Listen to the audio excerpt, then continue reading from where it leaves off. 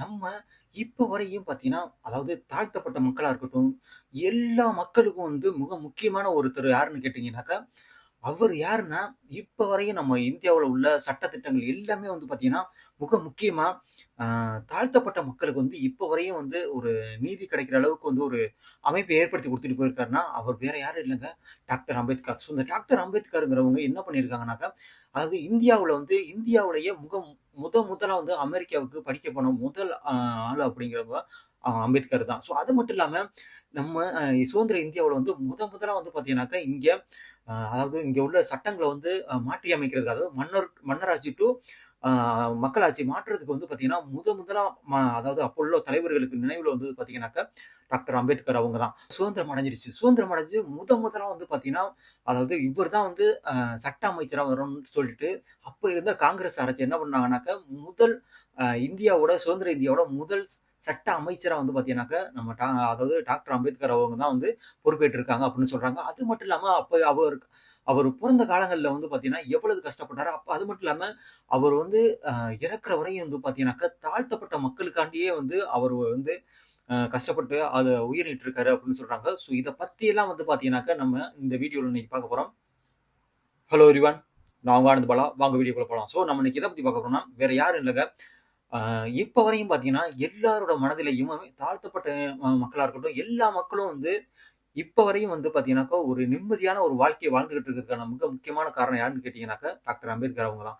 So அவங்க தான் வந்து பார்த்தீங்கன்னாக்கா, சின்ன வயசுலேருந்து எவ்வளோ கஷ்டப்பட்டாங்க. அது மட்டும் இல்லாம, அவங்க லாஸ்ட் வரையுமே பார்த்தீங்கன்னாக்கா, அங்க உள்ள மக்களுக்காண்டி எவ்வளோ கஷ்டப்பட்டு, ஸோ அவங்க சின்ன வயசுல எவ்வளவு கஷ்டப்பட்டு வந்தாங்க. ஸோ அத பத்தி ஒரு தாழ்த்தப்பட்ட ஒரு இனத்துல பிறந்து, அதுக்கப்புறம் வந்து பார்த்தீங்கன்னாக்கா, அந்த மக்களுக்காண்டியே அவரு வாழ்க்கைய வந்து அர்ப்பணிச்சாரு அப்படின்னு சொல்லலாம். அவர் தான் மாமேதை டாக்டர் ஆ அம்பேத்கர் அவர்கள். ஸோ அவங்க அம்பேத்கர் வந்து அவங்கள பத்தி அம்பேத்கர் பார்த்தீங்கன்னா, அவங்க மத்திய பிரதேசத்துல வந்து பிறக்குறாங்க. மத்திய பிரதேசத்துல பார்த்தீங்கன்னாக்கா, அவங்க அம்மா, அப்பா பாத்தீங்கன்னா, ராம்ஜி அதுக்கப்புறம் வந்து பீமாபாய். ஸோ இவங்க தம்பதியினருக்கு வந்து பார்த்தீங்கன்னாக்கா, ஒரு 14வது குழந்தையா வந்து இவங்க அம்பேத்கர் வந்து பிறக்குறாங்க.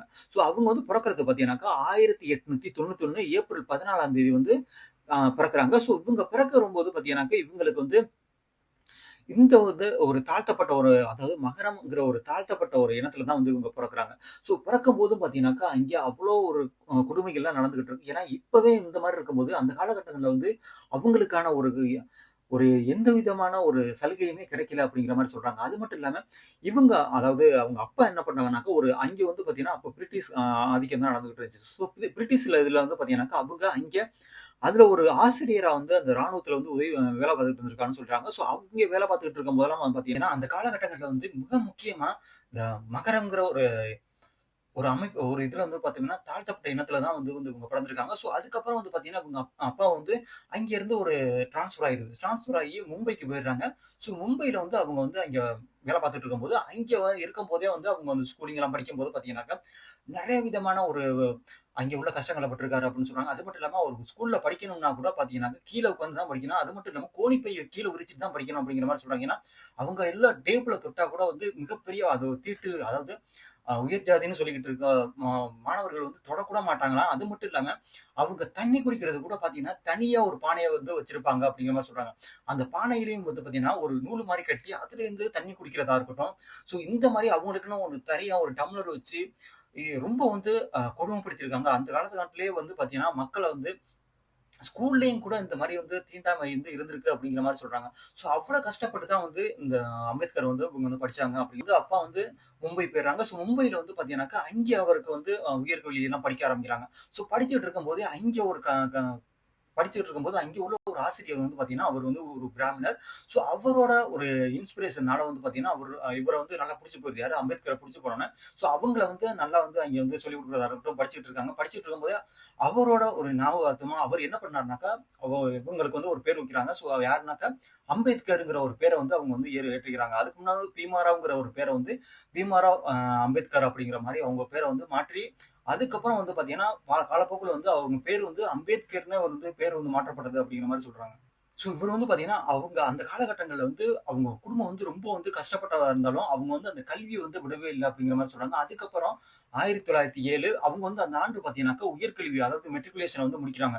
ஸோ அந்த அவங்களோட மக்கள்ல வந்து யாருமே வந்து பார்த்தீங்கன்னாக்கா, இந்த மாரி உயர்கல்வி வந்து முடிச்சதே இல்ல. முதல் முதலா வந்து அம்பேத்கர் தான் முடிக்கிறாங்க அப்படின்னு சொல்றாங்க. அதனால அவங்க அவங்க மக்கள்லாம் வந்து அந்த அளவுக்கு கொண்டாடுறாங்க அப்படின்னு சொல்றாங்க. அதுக்கப்புறம் வந்து பரோடா மன்னர். ஸோ இந்த பரோடா மன்னர் என்ன பண்றாருனாக்கா, மும்பைல அவங்க இருக்கிறாங்க. இருக்கும்போது இவர பார்த்துட்டு அ இவரு மேல வந்து பார்த்தீங்கன்னா, அதிகமான வந்து இவர வந்து படிக்க வைக்கிறதுக்கு வந்து ரொம்ப யூஸ்ஃபுல்லா அ பண்றாங்க. ஸோ அவங்க வந்து பார்த்தீங்கன்னா 1912 ஸோ இந்த 1912ல பார்த்தீங்கன்னாக்கா, அரசியல், அறிவியல் மற்றும் இது எல்லாத்தையும் வந்து பார்த்தீங்கன்னாக்கா, மும்பையிலேயே வந்து படிக்கிறாங்க. ஸோ மும்பைல வந்து அதிலயும் வந்து தேர்ச்சி பெறாங்க. இங்க வந்து நல்லா படிச்சவொனே இவரு வந்து அந்த பரோடா மன்னரே என்ன பண்ணாங்கன்னாக்க, இவங்கள வந்து ஆல்ரெடி இவங்க அப்பா வந்து பார்த்தீங்கன்னாக்கா, பிரிட்டிஷ்ல வந்து அண்டர்ல வந்து இருந்திருக்காங்க. ஸோ அங்க ஆசிரியரா இருந்திருக்காங்க. அதனால அப்பயிலேருந்து இவருக்கு வந்து இந்த மாரி படைகள்ல வந்து ஜாயின் பண்ணணும் அப்படிங்கிற மாரி வந்து மிக ஆசையா இருந்திருக்காங்க. ஸோ அதனால வந்து இவங்க வந்து அங்கே பரோடா மன்னர்ல வந்து அங்கே உள்ள படைகள்ல வந்து இவங்க வந்து ஜாயின் பண்றாங்க. ஸோ ஜாயின் பண்ணி கொஞ்ச நாள் இருக்கிறாங்க. அங்கேயும் வந்து இவங்களுக்கு வந்து அதிகமான தாழ்த்தப்பட்ட இனம் அப்படிங்கிறவங்கனால வந்து அவங்களுக்கு வந்து அதிகமான அநீதி இழைக்கப்படுது. ஸோ அதுலேருந்து அவங்க வந்து வெளியில வந்துர்றாங்க. வெளியில வந்து மறுபடியும் வந்து படிக்க ஆரம்பிக்கிறாங்க. படிச்சுட்டே இருக்கும்போது பார்த்தீங்கன்னா, குறிப்பிட்ட ஒரு நேரத்தில வந்து பரோடா மன்னர் என்ன பண்றாங்கன்னாக்க, இவர வந்து மறுபடியும் வந்து ஆ இந்தியாவிலேயும் பார்த்தீங்கன்னா, முதல் முதல் அதாவது அமெரிக்கா வெளிநாடு போய் படிக்க போனவர்ன்னு பார்த்தீங்கன்னாக்கா, டாக்டர் அம்பேத்கர் அவருங்க தான். ஸோ அவங்க வந்து அவங்கள பரோடா மன்னரே வந்து பார்த்தீங்கன்னா, அனுப்பி வைக்கிறாங்க. ஸோ அங்க வந்து போயி சட்டம், முதுகலை அது மட்டும் இல்லாம மிக முக்கியமான பட்டங்கள வந்து போய் அங்க வந்து படிக்கிறாங்க. படிச்சுட்டு மறுபடியும் ரிட்டர்ன் வந்து இந்தியா வர்றாங்க. ஸோ இந்தியா வந்து பார்த்தீங்கன்னாக்கா, 1921ஆம் ஆண்டு வந்து பார்த்தீங்கன்னாக்கா 3 புத்தகங்கள எழுதுறாங்க. அந்த 3 புத்தகங்களும் பார்த்தீங்கன்னாக்கா, தாழ்த்தப்பட்ட மக்கள் வந்து எவ்வளவு கஷ்டப்படுறாங்க. ஸோ அவங்களுக்கான ஒரு போராட்டத்த வந்து இவங்க வந்து முன்னெடுக்குறாங்க. ஸோ அதுக்கப்புறம் வந்து பார்த்தீங்கன்னாக்கா, 1927 ஸோ இந்த 1927லயும் பார்த்தீங்கன்னாக்கா, இவங்க வந்து அதிகமான வந்து புத்தகங்கள வந்து மக்களுக்காண்டி வந்து எழுத ஆரம்பிக்கிறாங்க.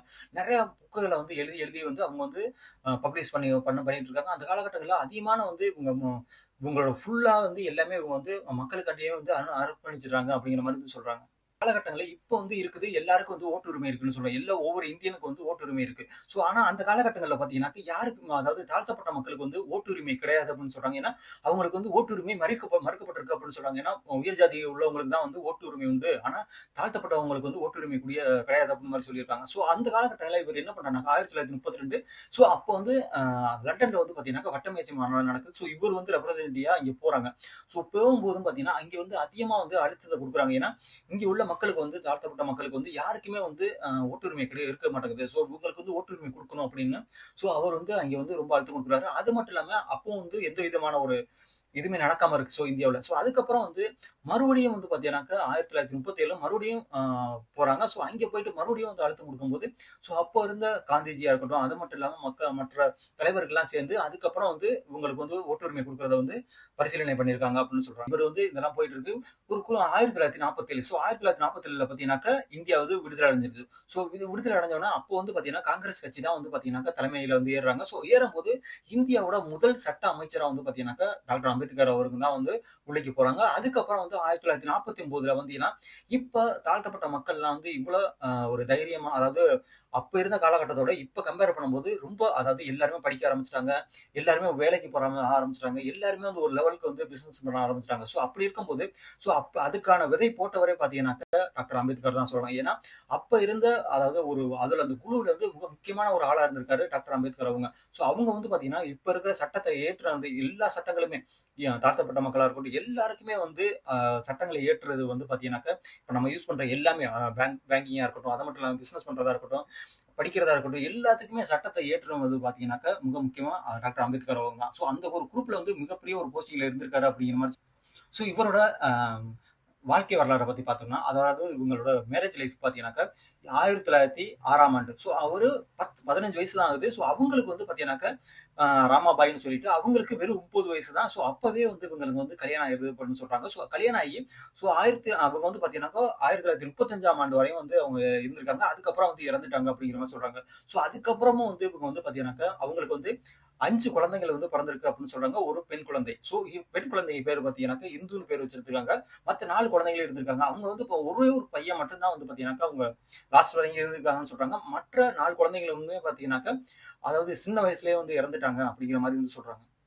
அதுக்கப்புறம் பார்த்தீங்கன்னா, இவங்க 1948 ஸோ 1948ல வந்து பார்த்தீங்கன்னா, அப்ப அ சாரதா கபீர் அப்படிங்கிற ஒரு டாக்டர வந்து இவங்க மணம் முடிக்கிறாங்க. ஸோ அப்ப இவங்களுக்கு வயசு பார்த்தீங்கன்னாக்கா 57 வயசு.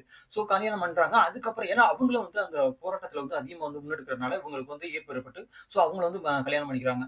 பின்னர் வந்து பார்த்தீங்கன்னாக்கா, இவரோட அதாவது இந்து மதத்துல இருக்கிறனால வந்து இவங்களுக்கு அதிகமா எந்த விதமான ஒரு போராட்டங்களோ எதுவுமே முன்னெடுக்க முடியாதனால, ஸோ அதனால என்ன பண்றாங்கன்னாக்கா, இவங்க வந்து ஸ்ரீலங்காவுல ஒரு மாநாடு நடக்குது. ஸோ பௌத்த மாநாடுன்னு சொல்லிட்டு. ஸோ அங்க வந்து போனனால அதுல இருந்து ஈர்க்கப்பட்டு இவங்க வந்து இந்துல இருந்து பார்த்தீங்கன்னாக்கா பௌத்தத்துக்கு மாறிடுறாங்க. ஸோ பௌத்தத்துல பார்த்தீங்கன்னா 1950ல வந்து மாறிடுறாங்க.